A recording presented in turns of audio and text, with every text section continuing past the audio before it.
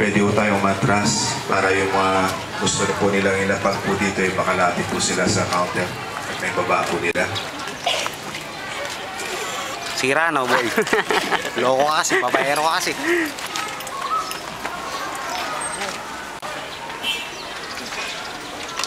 Tulungan ka lang. Pakiramdam ko pala.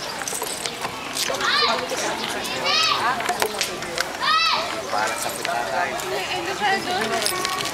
Kanisik.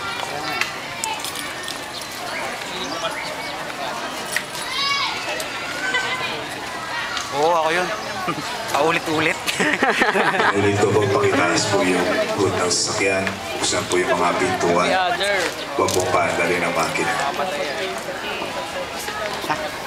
Ako na. Tayo din pala yung kiri.